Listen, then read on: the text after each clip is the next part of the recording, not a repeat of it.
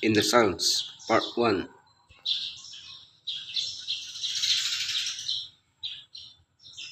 In the Psalms, Part 1.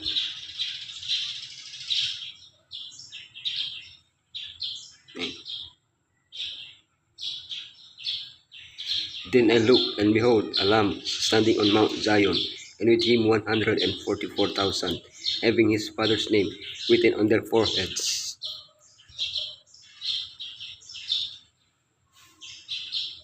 Beyond its function as a hymnal to be used in public and private worship, the Book of Psalms is an eminently prophetic book written by prophets. The New Testament authors use it as a prophetic text to show that Yeshua was the Messiah. But Psalms are not limited to prophesying about Yeshua's earthly ministry, but are rich in various themes related to the history of redemption. Psalm 122, the heavenly sanctuary. Psalm 115 and 24, the holy mountain. Psalm 119, the name of Elohim. Psalm 5, the redeemed. Psalm 51, the proclamation of the gospel. A celestial sanctuary. I rejoice with those who said to me, "Let us go to the house of the Lord." By studying the details of Israel's sanctuary and temple, we see how Elohim related to his people and how he taught the plan of redemption. By moving the ark, David centralized divine worship in Jerusalem. That was where the house of Elohim was located. Psalm 122 prophetically points to the gathering of the redeemed into the New Jerusalem to worship at the revealed heavenly sanctuary. Revelation offers several visions of this heavenly sanctuary, from which the courtyard, which represents the earth, is excluded. The lampstand, Revelation 4:5. The golden altar, Revelation 8:3, 14:8, 16:7. The ark, Revelation 11:9. Examining Psalm 122, we can also appreciate other themes closely linked to the message of Revelation: praise, judgment, peace, and security. Messiah, our great high priest, is a minister of the sanctuary and of the true tabernacle, which the Lord pitched and not men. The prophet was permitted to behold the first apartment of the sanctuary in heaven, and he saw there the 7 lamps of fire and the golden altar represented by the golden candlestick, and the altar of incense in the sanctuary on earth. Here he beheld the ark of his testament, represented by the sacred chest constructed by Moses to contain the law of Elohim.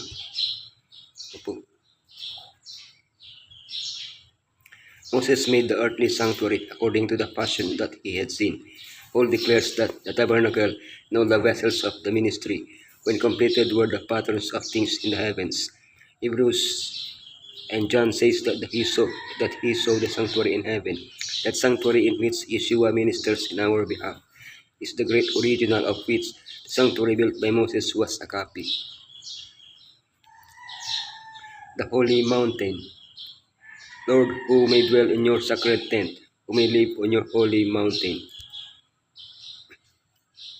Mount Zion occupied part of the city of Jerusalem and by extension was used to name the hill where the temple was built, originally called Mount Moriah. It is also called the Holy Mountain, as it is a symbol of Elohim's throne. In prophetic writings, it is used to define the place where the redeemed will gather, who will be able to stand on Mount Zion with Yeshua.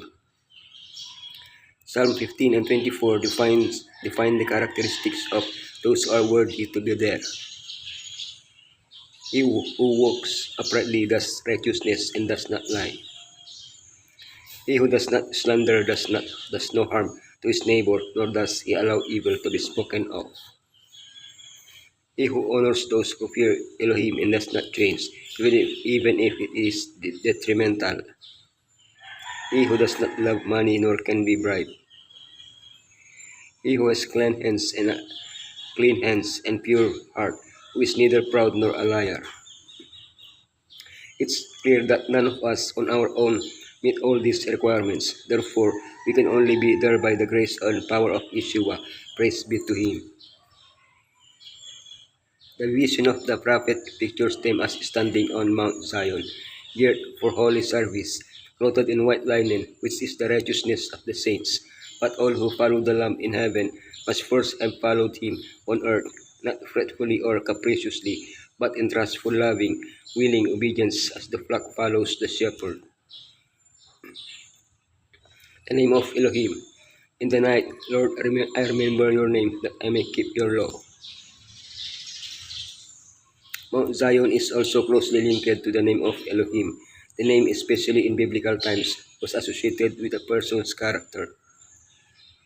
Therefore, the name of Elohim inscribed on the forehead of the redeemed goes beyond the four Hebrew letters that define it. Yod-He, Waw-He.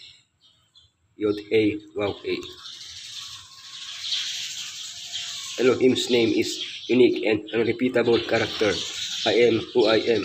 His name, which is his character, is his glory and his goodness.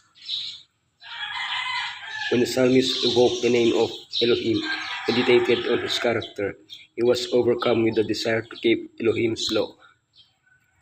Why? Because Elohim's law is a transcript of his character. Elohim's name will be inscribed on the foreheads of those who love Elohim and desire to obey his law. The glory of Messiah is his character, and his character is an expression of the law of Elohim. He fulfilled the law in its every specification and gave to the world in his life a perfect pattern of what it is possible for humanity to attain unto by cooperation with divinity. In his humanity, Messiah was dependent upon the Father, even as humanity is now dependent upon Elohim for divine power in attaining unto perfection of character. The redeemed. For you are not a Elohim who is pleased with wickedness. With you, evil people are not welcome. Psalm 5 draws a sharp contrast between those who accept Elohim and those who reject him. This psalm anticipates the definition of the two groups facing each other in the end time. Those who receive the name of Elohim or the name of the beast. The name of the beast, they shall not dwell with Elohim. They worship the beast. They are liars. They will be punished. They blaspheme against Elohim. The name of Elohim. They will worship Elohim. They do not lie. They will be redeemed. They proclaim salvation with joy.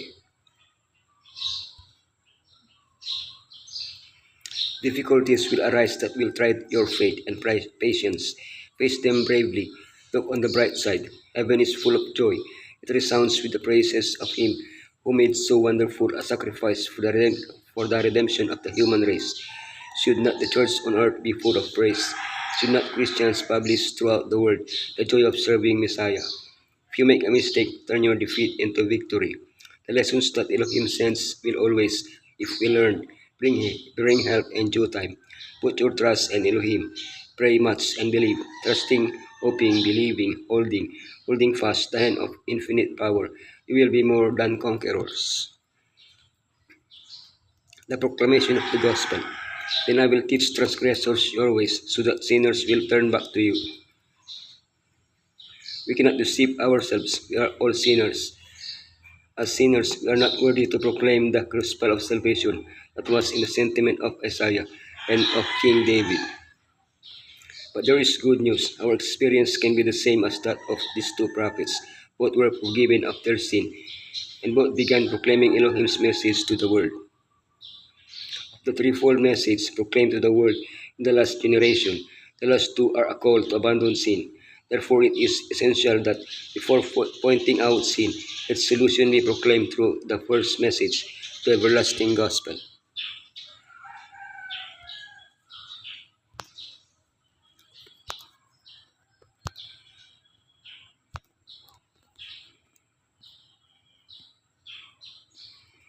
The prophecies in the 18th of Revelation will soon be fulfilled.